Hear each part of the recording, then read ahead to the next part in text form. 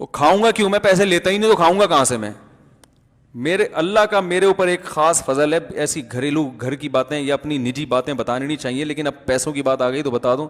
ہمارے حضرت نے فرمایا تھا علماء کے بارے میں کہ اگر زندگی میں کبھی کسی کے سامنے ایک دفعہ ہاتھ یوں کر دیا تو فرماتے تھے یاد رکھنا عالم کے بارے میں, پھر اللہ پوری زندگی اسے مخلوق کا محتاج بنا کے رکھتے ہیں.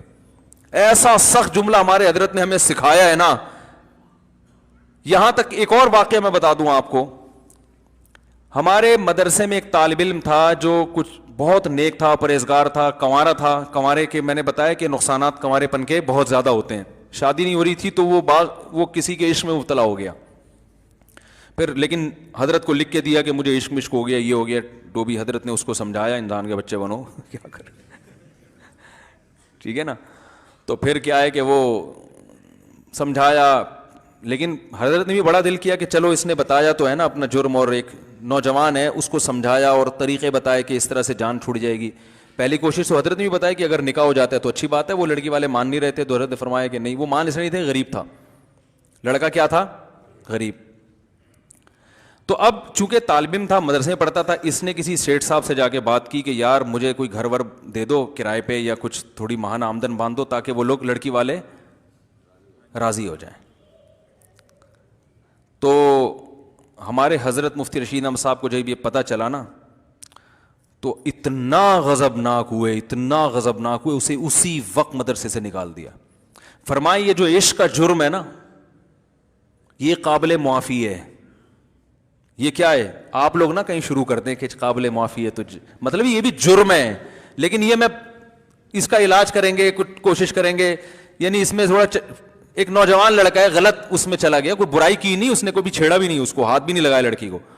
ایک دل کے کیفیات ہیں, غیر اختیاری کیفیات پیدا ہو گئے, چلو بھائی بچہ سمجھ کے اپنی اولاد سمجھ کے اصلاح کی کوشش کریں گے. حضرت نے فرمایا میں صبح و شام استغنا پہ بیان کرتا ہوں کہ غیر اللہ کے سامنے ہاتھ نہیں پھیلانا. غیر اللہ تم نے بھیک مانگی کیسے؟ ایسا نکالا ہے وہ روتے روتے معافیا مانگتا رہا. فرمایا یہ نہ کہ میری تو صبح و شام کی تبلیغ ہی یہی ہے, استغنا استغنا استغنا. اللہ علماء کے بارے میں خاص طور پر عوام کو اتنا نہیں وہ کرتے تھے, جو عالم بن رہا ہے وہ مالدار کے سامنے ہاتھ پھیلا لے. یہ کہ تم تو بڑے ہو بھائی, تم تو سیٹھ ہو. پھر حضرت واقعات سنایا کرتے تھے. استغنا پہ ہمارے حضرت, ہر بزرگ کی اپنی خاصیت ہوتی ہے نا.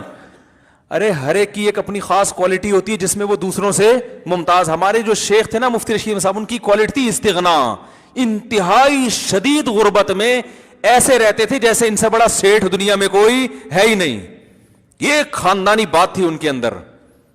ایسے رہتے تھے جیسے ان سے بڑا کوئی سیٹھ ہے ہی نہیں. 60 سال کی عمر تک روزانہ دال کھائی ہے, صحیح ہے نا.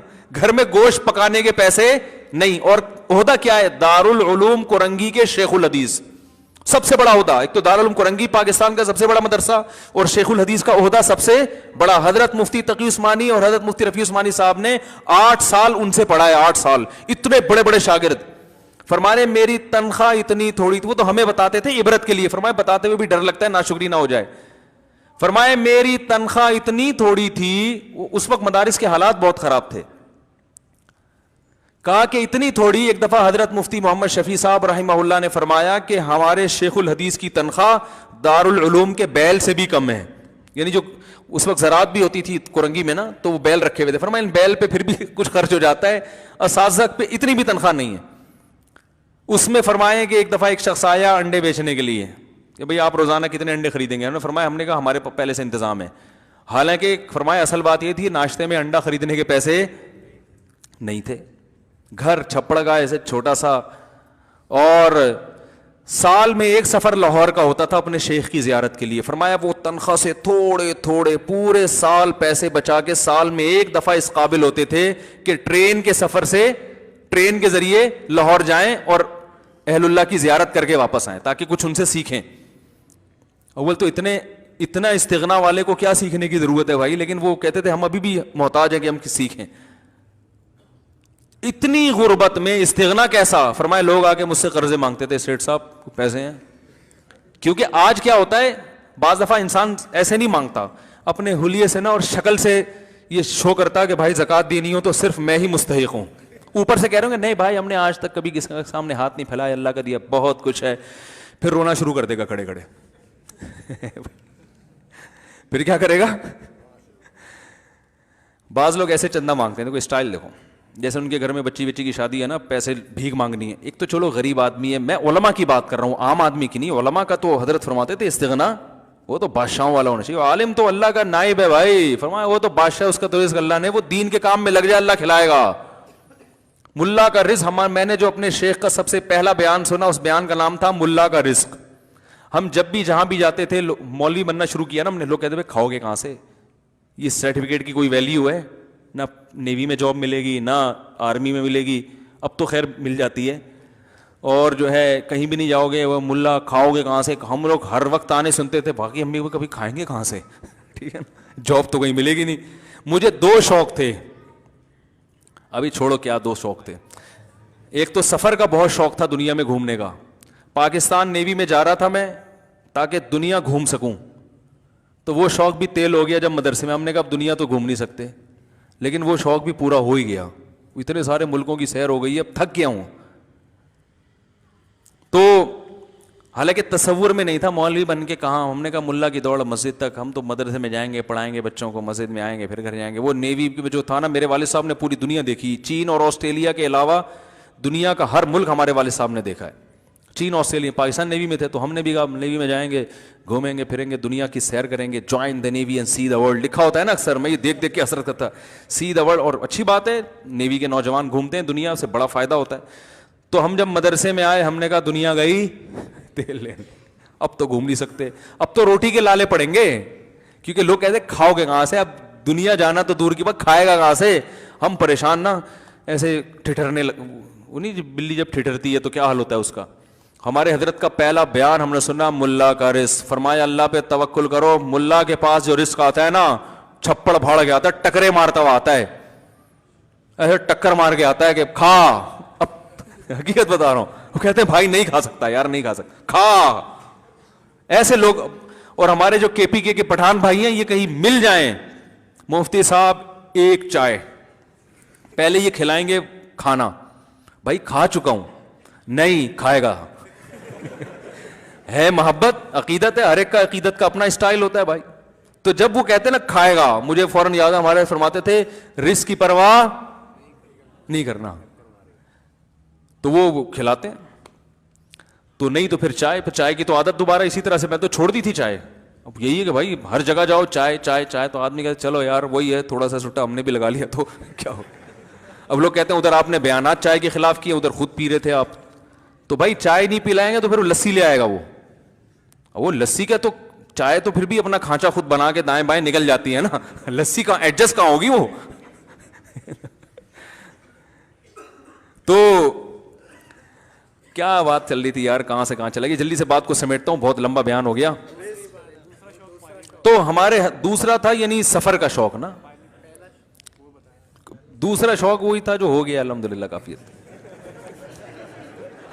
ٹھیک ہے, اس کے بھی لوگ کہتے تھے رشتہ تو کوئی دے گا ہی نہیں, لوگ یہ تانا دیتے تھے. سب سے پہلا تانا جو مجھے ملا تھا نا مولوی بننے پر, رزق کا بھی بعد میں ملا تھا, رشتے کا پہلے ملا تھا کہ کوئی لڑکی تو دے گا ہی نہیں.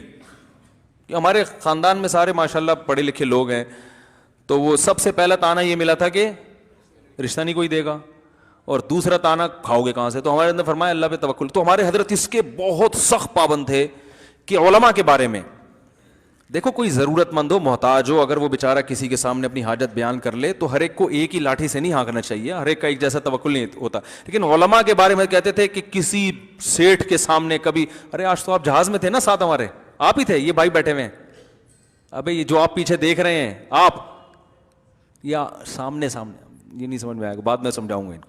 آپ جن کو کہہ رہا ہوں وہی پیچھے تھے, آپ آج سفر میں تھے, اچھا بالکل آپ کی ٹائپ کا آدمی تھا.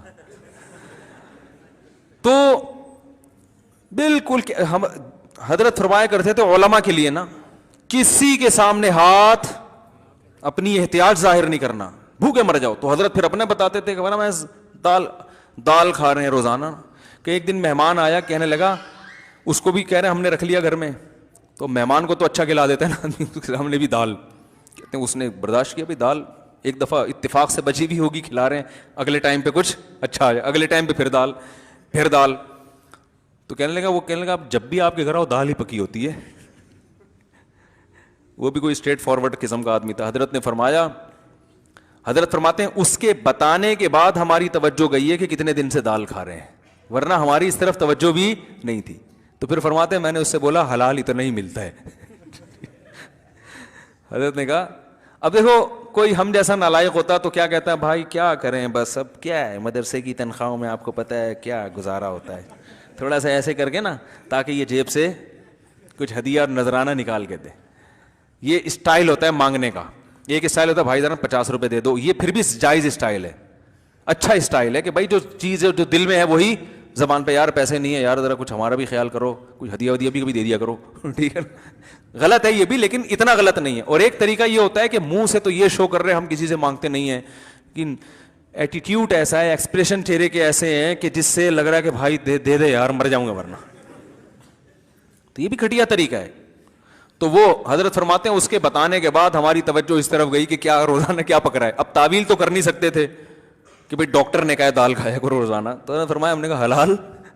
اور فرماتے ہیں ایسا سیٹھ مجھے لوگ سمجھتے تھے کہ لا لا کے وہ مجھ سے قرضے مانگتے تھے, قرضے مانگتے تھے. حضرت کو اچھا غریب تھے اس وقت ابتدائی دنوں میں, پھر اللہ نے بہت پیسہ دیا حضرت کو, حضرت کی جائیدادیں بکیں, زمینوں سے پیسہ آنا شروع ہوا وہ جو حضرت کے والد کی. تو پھر اللہ نے اتنا پیسہ دیا, پھر اسی اسٹائل ہی چینج, پھر کنجوسی نہیں کی ہے, اتنی زبردست بڑی گاڑی رکھی, کویت کے شہزادے سے گاڑی خریدی. لوگوں کے پاس پیسہ ہوتے نہیں ہیں تو بھی غریب لگ رہے ہوتے ہیں, جب آ جاتا ہے تو اور زیادہ غریب لگ رہے ہوتے ہیں. وہ بچا بچا کے نا ارے اپنے اوپر تو خرچ کرو اللہ کے. پھر صدقہ بھی کرتے تھے. پھر حضرت نے کہا جب اللہ نے پیسہ دیا ہے تو گاڑی خریدی. پھر کویت کے شہزادے سے بڑا دلچسپ واقعہ سناتے تھے. شو روم میں گیا, کہہ رہے میرے بیٹے مالدار ہو گئے تھے, ان کے پاس گاڑی تھی میرے پاس نہیں تھی, تو میں نے کہا میں ان سے اچھی گاڑی خریدوں گا, یہ بتانے کے لیے باپ میں ہوں, باپ تم نہیں ہو. یہی اسٹائل تھا حضرت کا نا. کہہ رہے میں نے بتایا تاکہ لوگوں کو پتا چلے کہ ابا یہ ہے, یہ باپ نہیں ہے. کہہ رہے صرف یہ ظاہر کرنے کے لیے. کہہ رہے میں جب شو روم گیا میں نے کہا بھائی گاڑی دکھاؤ. انہوں نے کہا آپ کی رینج کیا ہے؟ کہتے ہیں میں نے کہا رینج کو نہیں دیکھو, گاڑی دکھاؤ. وہ پھر حضرت کا اسٹائل بھی تھا نا.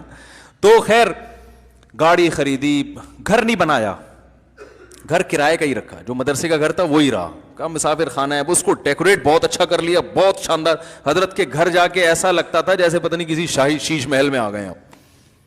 خوشبو کا استعمال, مہنگی سے, کھایا بھی اچھا, پہنا بھی اچھا, پگڑی اتنی مہنگی پہنا کرتے تھے, ہر لائف اسٹائل, اور صدقہ بھی, خیرات بھی ایسے.